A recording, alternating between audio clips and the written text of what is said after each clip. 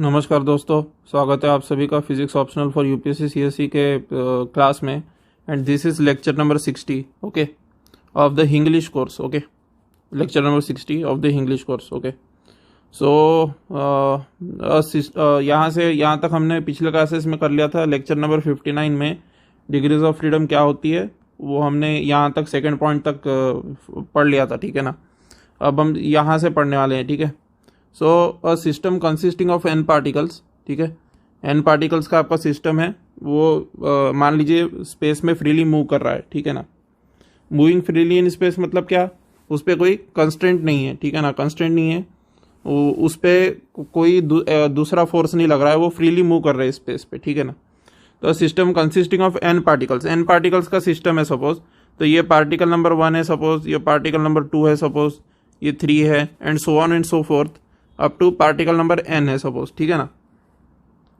अब देखिए दोस्तों, n पार्टिकल्स है, अभी हर एक पार्टिकल के 3 कोऑर्डिनेट लगेंगे, ठीक है ना। हर एक पार्टिकल के 3 कोऑर्डिनेट लगेंगे। फर्स्ट पार्टिकल का x, y और z कोऑर्डिनेट लगेंगे बताने के लिए, मतलब 3 लग गए, ठीक है ना। सेकेंड पार्टिकल के लिए भी x, y और z कोऑर्डिनेट बताने पड़ेंगे, तब उसकी पोजीशन कंप्लीटली जस्टिफाई होगी। तो for that also you will have 3 coordinates की रिक्वायरमेंट, ठीक है ना। तो पहले के लिए 3, दूसरे के लिए 3, थर्ड पार्टिकल के लिए अगेन 3 की रिक्वायरमेंट। ऐसा करते करते अगर ऐड करोगे तो 3 + 3 + 3 + 3 ऐसे कितने बार आएगा। तो पहले पार्टिकल के लिए XYZ 3, ठीक है ना। दूसरे पार्टिकल के लिए XYZ 3, ठीक है ना। थर्ड पार्टिकल के लिए XYZ 3, फोर्थ पार्टिकल के लिए XYZ 3। ऐसा करते करते अगर ऐड करोगे तो n टाइम्स एडिशन होगा ना भाई। 3 का एडिशन n टाइम्स होगा। अगर 3 का एडिशन n टाइम्स होगा तो 3n कोऑर्डिनेट्स होंगे, ठीक है ना। अब जितने कोऑर्डिनेट्स स्पेसिफाई करना पड़ता है पोजीशन बताने के लिए, उतना ही उसका डिग्रीज ऑफ फ्रीडम होता है, क्योंकि उतने ही यही तो डिग्रीज ऑफ फ्रीडम का ये है ना भाई, डेफिनेशन है ना भाई, कि जितने आपके लग रहे होंगे, आपको जितने कोऑर्डिनेट उसकी पोजीशन को अच्छे से स्पेसिफाई करने के लिए जितने भी कोऑर्डिनेट्स लग रहे होंगे तो उसी को डिग्रीज ऑफ फ्रीडम कहते हैं, ठीक है ना। So number of degrees of freedom क्या हो जाएगी, n particle moving freely in space. तो एन पार्टिकल जो फ्रीली मूव कर रहे हैं स्पेस में, उसके लिए डिग्री ऑफ फ्रीडम 3n के बराबर हो जाएगी, ठीक है ना। क्योंकि 3n कोऑर्डिनेट लगेंगे स्पेसिफाई करने के लिए position, because every particle will have 3 independent coordinates, ठीक है ना। सो हर एक के लिए 3 ऐड करोगे तो 3 को n बार ऐड करना पड़ेगा, तो 3n कोऑर्डिनेट्स आ जाएंगे पोजीशन स्पेसिफाई करने के लिए, ठीक है ना। तो डिग्रीज ऑफ फ्रीडम कितनी है, F = 3n के बराबर है, ठीक है ना। So the number of degrees of freedom F = 3n, ठीक है। अब ये थर्ड पॉइंट देखते हैं। A rigid body which can move freely in space, ठीक है ना। रिजिड बॉडी जो कि फ्रीली मूव कर सकती है स्पेस में। अब ये रिजिड बॉडी का क्या मसला है देखते हैं, ठीक है। Rigid body which can move freely in space, ठीक है। थर्ड पॉइंट देखेंगे, रिजिड बॉडी है कोई, ठीक है ना। रिजिड बॉडी क्या होती है फिजिक्स में, रिजिड बॉडी ऐसी बॉडी होती है जिसके ऑलवेज कोई भी 2 पॉइंट लोग है, ठीक है ना। कोई रिजिड बॉडी ऐसी बॉडी होती है जिसके 2 पॉइंट्स के बीच में अगर तुम डिस्टेंस मेजर करोगे तो always that is going to be constant, ठीक है ना। आपके जो असल लाइफ में जो ऑब्जेक्ट्स होते हैं ना, जैसे असल लाइफ में आप असल लाइफ में कोई भी बॉडी जो है परफेक्टली रिजिड नहीं होती, ठीक है ना। असल लाइफ में क्या होता है कि अगर आप किसी बॉडी को फेंकते हैं तो प्रोजेक्टाइल मोशन अगर वो परफॉर्म कर रही है बॉडी, और उसको फेंका है आपने, तो क्या होता है दोस्तों, उसके जो मॉलिक्यूल्स होते हैं ना, उसके बीच का उसके जो पार्टिकल यानी कि उसके मॉलिक्यूलर एटम जिससे भी मिलके वो बना है, वो उसमें कुछ डिस्टेंस में फर्क आता है दोस्तों, ठीक है ना। उसके मान लीजिए ये मॉलिक्यूल नंबर 1 है पार्टिकल का, ये 2 है, तो क्या होगा कि सॉलिड ऑब्जेक्ट है सपोज, और आपने फेंका है, प्रोजेक्टाइल मोशन कर रहा है, तो क्या होगा कि उसके जो पार्टिकल के बीच का डिस्टेंस है वो फिक्स नहीं रहता, ठीक है ना। तो रिजिड बॉडी जो है हम फिजिक्स में जो मान रहे हैं, that is a ideal type of body, ठीक है ना। आइडियल टाइप ऑफ बॉडी मतलब हम ऐसा मान के चल रहे हैं कि उसके 2 पार्टिकल के बीच का डिस्टेंस, तुम कितना भी उसको फेंको, चाहे तोड़ो मरोड़ो, उसको मोड़ने की कोशिश करो, कुछ भी करो, ठीक है ना, इट इज हाईली रिजिड, ठीक है ना। मतलब ना तो वो कंप्रेस होती है बॉडी और ना तो वो एक्सपांड होती है, ठीक है ना। असल लाइफ में ऐसी बॉडीज नहीं होती, लेकिन आइडियल जो बॉडी होती है रिजिड, जो फिजिक्स में बोली जाती है कि रिजिड बॉडी, वो ऐसी ही होती है जिसके 2 पार्टिकल के बीच का डिस्टेंस कभी भी चेंज नहीं होता, ठीक है ना। चाहे उसको प्रोजेक्टाइल मोशन करवाओ, कुछ भी करवाओ, ठीक है ना। अब देखिए दोस्तों, जो हमारे सॉलिड ऑब्जेक्ट्स होते हैं ना, उनको हम ऑलमोस्ट रिजिड मान सकते हैं, ठीक है ना, ऑलमोस्ट रिजिड मान सकते हैं। ऑलमोस्ट रिजिड क्यों मान सकते हैं?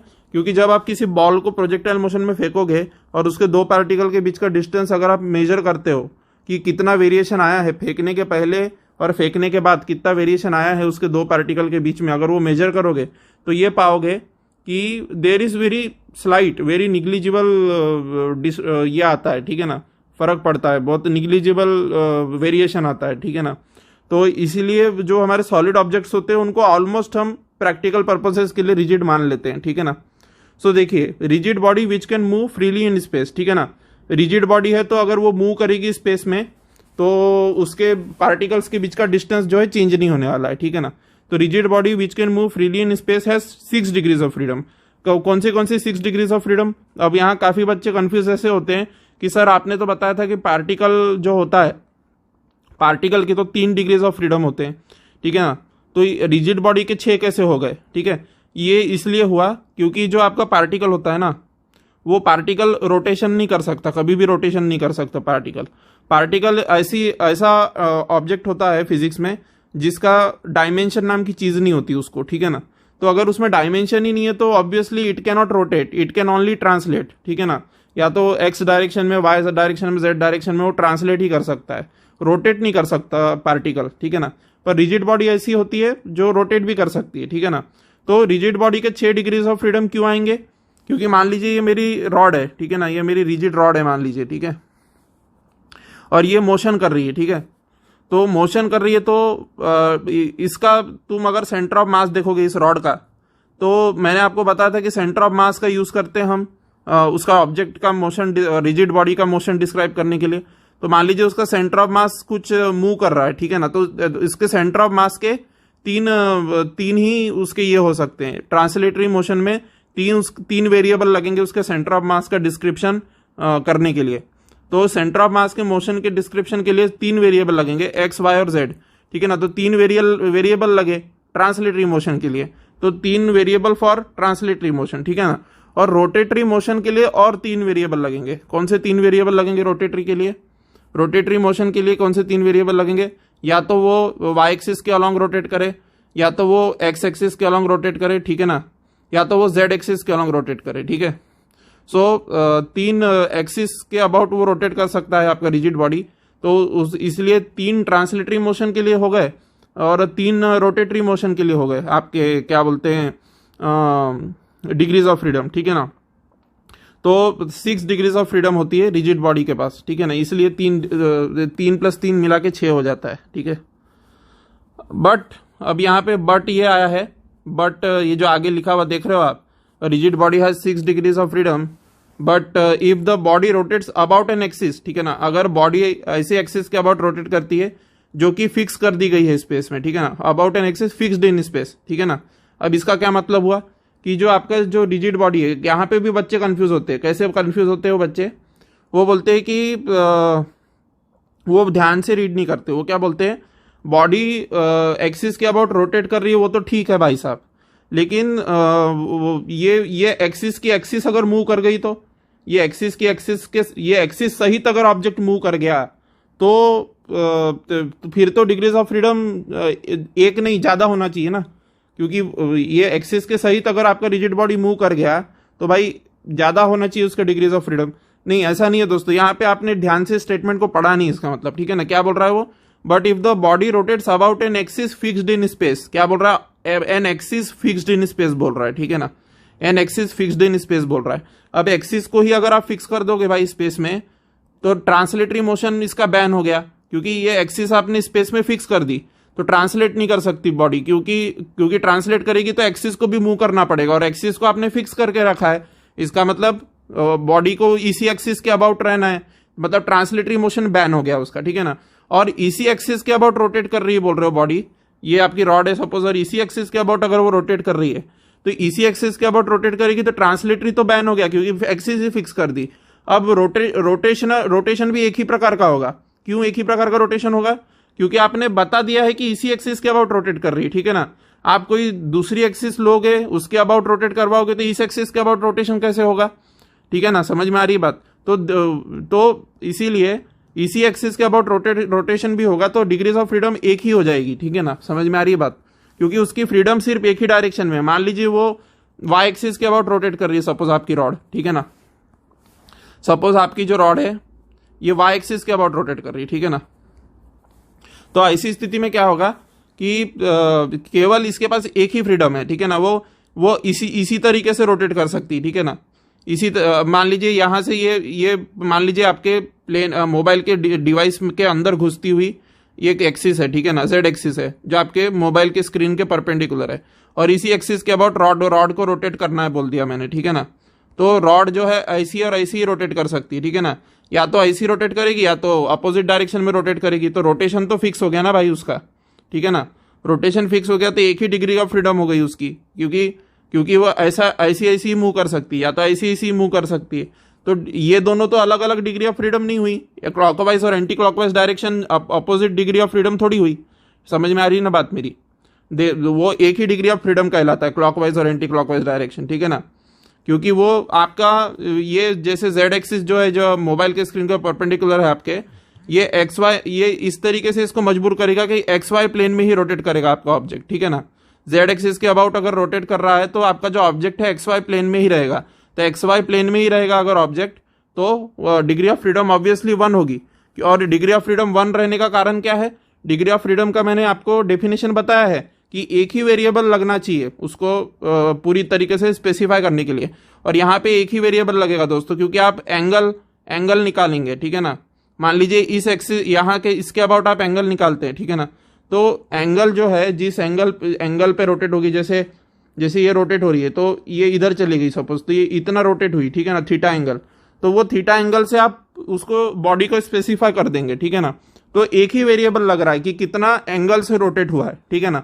सो एक ही वेरिएबल लग रहा है इसलिए एक ही डिग्री ऑफ फ्रीडम आएगा। समझ में आ रही है ना बात, तो इस तरीके से आप इस चीज को समझ सकते हैं। So rigid body which can move freely in space has 6 degrees of freedom, ठीक है ना। But if the body rotates about an axis fixed in space, पर अगर बॉडी जो है रोटेट करती है एक ऐसी एक्सिस के अबाउट जो कि स्पेस में फिक्स्ड है, ठीक है ना, तो it has only 1 degree of freedom, एक ही डिग्री ऑफ फ्रीडम रहेगी, क्योंकि आप बस एक्सिस से कितना डिग्री रोटेट हुआ है वो बता दोगे तो आपका काम पूरी की पूरी बॉडी डिस्क्राइब हो जाएगी, क्योंकि ट्रांसलेटरी मोशन तो वैसे ही बैन करके रखा है आपने, ये उसी एक्सिस के अबाउट उसको रोटेट करवा रहे हो, ठीक है ना। तो एक्सिस फिक्स्ड है स्पेस में, यहाँ लिखा है ना एक्सिस फिक्स्ड इन स्पेस, तो ट्रांसलेटरी मोशन तो बैन हो गया, तो उसको तो हटा दिया। अब रोटेटरी मोशन में भी एक ही प्रकार का रोटेशन संभव है, क्योंकि एक्सिस फिक्स कर दी, और वो एक्सिस फिक्स कर दी रोटेशन की, तो एक ही वेरिएबल लगेगा मुझे, तो थीटा एंगल रोटेट हुआ है बता दूंगा, तो मेरा पूरा काम बन जाएगा, इसलिए degree of freedom f equal to 1 हो जाएगा। समझ में आ रही है ना बात। So this is the thing. तो क्या लिखा है, but if the body rotates about an axis fixed in space has only 1, यानी कि f equal to 1 degree of freedom, ठीक है ना, that of rotation angle phi about the axis, ठीक है ना, वही लिखा है, थीटा बोला था मैंने, फाई लिखा है, उसमें फर्क क्या है, ठीक है ना। Actually, the number of degrees of freedom is reduced by the number of constraint imposed on the system. Number of degree of freedom reduce हो जाती है, नंबर ऑफ कंस्टेंट जितने इंपोज करोगे उतनी डिग्री ऑफ फ्रीडम रिड्यूस होगी। इसका example इस तरीके से समझ लो कि मान लीजिए चौराहा है, ठीक है ना, स्क्वायर है, ठीक है, मान लीजिए कोई स्क्वायर है, मैं क्या नाम दूं इस स्क्वायर को, ठीक है, मान लीजिए दादा चौक ऐसा नाम दे देते, ठीक है ना, फर्जी नाम दे देते दादा चौक, ठीक है। अब ये दादा चौक पे अगर आप खड़े हो और मान लीजिए कोई बड़ा आदमी आने वाला है, ठीक है ना, तो बड़ा आदमी आने वाला है मान लीजिए, और एडमिनिस्ट्रेशन ने ये वाला रोड और ये वाला रोड ब्लॉक कर दिया, ठीक है ना। तो दादा चौक के ये 2 रोड ब्लॉक होने के पहले आपकी डिग्री ऑफ फ्रीडम क्या थी, 4 थी, क्योंकि आप ये 4 रस्तों पे जा सकते थे। लेकिन ये दादा चौक पे ये 2 रस्तों को ब्लॉक कर दिया, ठीक है ना, एडमिनिस्ट्रेशन ने, कोई बड़ा आदमी आने वाला है करके, तो दो ही रास्ते बचे आपके पास, ठीक है ना, 2 ही रास्ते बचे, तो 2 रोड को ब्लॉक किया ना, तो जितने रोड को ब्लॉक किया उसको माइनस करो, जो पहले डिग्री ऑफ फ्रीडम थी उसमें से जितने रोड ब्लॉक किए उसको माइनस करो, तो 4 - 2 = 2। समझ में आ रही है बात मेरी, क्योंकि 2 ही जगह आप अब मूव कर सकते हो। अगर यहाँ पे 3 रोड को ब्लॉक कर देता, ये दादा चौक के मान लीजिए 3 रोड ब्लॉक हो जाते, ठीक है ना, ये भी रोड ब्लॉक हो गया, ये भी रोड ब्लॉक हो गया, ये भी रोड ब्लॉक हो गया, तो इनिशियल डिग्री ऑफ फ्रीडम क्या थी, 4 थी, और वो बाद में क्या किया, वो तीनों ही रोड ब्लॉक कर दिया, तो 4 - 3 इज इक्वल टू 1। समझ में आ रही है ना बात? तो एक ही डिग्री ऑफ फ्रीडम बची आपकी, ये वाले रोड के अक्रॉस ही मूव कर सकते हो आप, ठीक है ना, इस तरीके से समझ सकते हैं। So actually number of degrees of freedom is reduce by the number of constraint imposed on the system, वही लिखा है यहाँ पे, और तो कुछ नया लिखा नहीं है, ठीक है ना। In a system of n particle subjected to k independent constraints, ठीक है ना, अगर कोई n पार्टिकल्स का सिस्टम है जिसमें k इंडिपेंडेंट कंस्ट्रेंट्स है, ठीक है ना, k इंडिपेंडेंट कंस्ट्रेंट्स है मतलब अभी बताया मैंने, ठीक है ना, जैसे ये 4 रोड थे, ठीक है, तो ये चारों रोड एक दूसरे के इंडिपेंडेंट थे, ठीक है ना। अब ये चारों रोड एक दूसरे के इंडिपेंडेंट थे और मैंने दो इंडिपेंडेंट कंस्टेंट लगा दिए। कौन से 2 इंडिपेंडेंट कंस्टेंट लगाए? नंबर 1 और नंबर 2, ठीक है ना। तो 2 ही मेरे पास रास्ते बचते हैं, ठीक है ना। तो देखिए अब यहाँ पे ये कंस्टेंट इक्वेशन देखिए, जैसे आपका कंस्टेंट का इक्वेशन से दिखा सकते हैं हम, ठीक है ना। जैसे मैं ये इसका मतलब क्या है वो समझा देता हूँ, ठीक है। मान लीजिए मेरे पास एक ही पार्टिकल है, ठीक है ना, वो XY प्लेन पे मूव कर रहा है, मेरे पास एक ही पार्टिकल है, तो और मैंने कोई कर्व बता दिया, ठीक है ना, x² + y² = 2, इसी कर्व के अलॉन्ग मूव करेगा आपका पार्टिकल, ऐसा मैंने बता दिया, ठीक है ना। तो this is equation of constant. क्यों? क्योंकि x² + y² = 2 ये किसके बराबर होगा? एक सर्कल की इक्वेशन है ये, ठीक है ना। तो सर्कल की इक्वेशन है तो सर्कल के अलॉन्ग ही पार्टिकल मूव कर सकता है, ठीक है ना, जिसका सेंटर ओरिजिन पे होगा। तो अगर मैं इक्वेशन बता दूं तो मैं एक कंस्टेंट बता दूंगा कि इसी पाथ के अलॉन्ग पार्टिकल मेरा मूव कर रहा है, ठीक है ना। तो वही चीज यहाँ पे लिखी हुई है। अब यहाँ एक पार्टिकल के लिए किया मैंने, एक पार्टिकल के लिए किया तो चीजें आसान लग रही थी, ठीक है ना। अब n पार्टिकल के लिए जनरलाइज करते हैं इसको, समझ में आ रही बात मेरी? So in a system of n particle, ठीक है ना, subjected to a independent constant, ठीक है ना। मान लीजिए ये जैसे x² + y² = c², ये मेरा कंस्टेंट था। अब मैंने n कंस्टेंट लगाए तो कौन से कंस्टेंट आ जाएंगे? x² + y² = c1², x² + y² = c2², x² + y² = c3², ऐसे मेरे n कंस्टेंट आएंगे ना, ठीक है ना। k कंस्टेंट लगाए मैंने, ठीक है ना, तो k आएंगे, ठीक है। तो c1 c2 c3 ऐसे k तक हो गए, ठीक है ना। और यहाँ पे x और y थे, ठीक है ना, क्योंकि एक ही पार्टिकल था तो उसको जनरलाइज करो, n पार्टिकल के लिए करो। तो पहले पार्टिकल के लिए x1, y1, z1 आएगा, दूसरे पार्टिकल के लिए x2, y2, z2 आएगा, तीसरे पार्टिकल के लिए x3, y3, z3 आएगा। ऐसा करते करते nth पार्टिकल के लिए xn, yn, zn आएगा।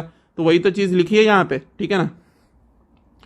समझ में आ रही है बात मेरी? अब यहाँ पे t क्यों आया? क्यों हो सकता है आपका जो कर्व है, जैसे ये x² + y² = c² है, ठीक है ना। अगर मैं इसको x² + y² = ct² लिख देता हूँ, ठीक है ना। ct² मतलब टाइम का भी ये कंस्टेंट है, तो इसका मतलब क्या है कि ये जो आपका जो पाथ है पार्टिकल का वो टाइम के साथ भी वेरी कर रहा है, कभी सर्कल बड़ा हो जाता है, कभी सर्कल छोटा हो जाता है, ये इसका मतलब हुआ। समझ में आ रही ना बात? So this is the thing, ठीक है ना। तो इतना दिमाग लगाना है, ठीक है। तो ये हो जाएगा, इसलिए यहाँ पे टी भी लिखा है, तो डरना नहीं है। टी क्यों लिखा है? क्योंकि अगर आपका जो कंस्टेंट है वो समय के साथ अगर बदल रहा होगा तो टी का भी फंक्शन आएगा एक्स वाई जेड के साथ साथ। समझ में आ रही है ना बात? इसलिए टी भी लिखा हुआ है साथ में उसमें। समझ में आ रही बात मेरी? ठीक है ना। सो ये आ गया, ठीक है। अब यहाँ पे डिग्रीज ऑफ फ्रीडम कैसे कैलकुलेट किया उसने? अरे वही वाला लॉजिक है। समझ में आ रही ना बात? देखिए आपका दादा चौक पे क्या हो रहा था, 2 रोड ब्लॉक किया था, तो इनिशियल डिग्री ऑफ फ्रीडम 4, ठीक है ना। उसमें से किसको उड़ाते थे? जितने रोड ब्लॉक किए उसको उड़ाते थे, तो फाइनल डिग्री ऑफ फ्रीडम आती थी विच वॉज इक्वल टू 2, तो 4 - 2 किया था। उसी तरीके से जब पार्टिकल फ्रीली मूव कर रहे थे तो 3n थी ना डिग्री ऑफ फ्रीडम, क्योंकि हर एक पार्टिकल की 3 थी, ऐसे n पार्टिकल थे तो 3n थी, ठीक है ना। हर एक पार्टिकल की 3 थी और ऐसे n पार्टिकल थे तो 3 × n हो जाएगा ना डिग्री ऑफ फ्रीडम। तो 3n थी शुरू की डिग्री ऑफ फ्रीडम, लेकिन बाद में क्या हुआ कि k कंस्टेंट लगा दिए, तो मैंने k इक्वेशन लिख दिए। अब जितने कंस्टेंट लगाओ, जैसे यहाँ 2 रोड ब्लॉक किए थे तो 2 को माइनस करना पड़ा था 4 में से, तो वैसे ही k रोड ब्लॉक किए, समझो k कंस्टेंट मतलब k रोड ब्लॉक किए, तो इनिशियल डिग्री ऑफ फ्रीडम में से जो जितने रोड ब्लॉक किए यानी कि जितने कंस्टेंट लगा k उसको उड़ा दूंगा तो डिग्री ऑफ फ्रीडम फाइनल मिलेगा। समझ में आ रहा है ना बात? So final decree of freedom f = 3n - k के बराबर आया। समझ में आ रही है बात? So this is the thing. तो अरे इससे डरना नहीं है, तो number of degrees of freedom equal to हो गया 3n - k के बराबर। समझ में आ रही है बात मेरी? सो this is all about today's class. This was 60th lecture by the way. अगर आप डायरेक्टली 60th लेक्चर पे आए थे तो फर्स्ट लेक्चर से देख सकते हैं, प्लेलिस्ट नीचे पड़ी हुई है, ठीक है ना। So from here onwards we will do in the next class. Thank you very much. जय हिंद, जय भारत. अपना ख्याल रखें और चैनल को सब्सक्राइब कर ले अगर नहीं किया है तो, और टेलीग्राम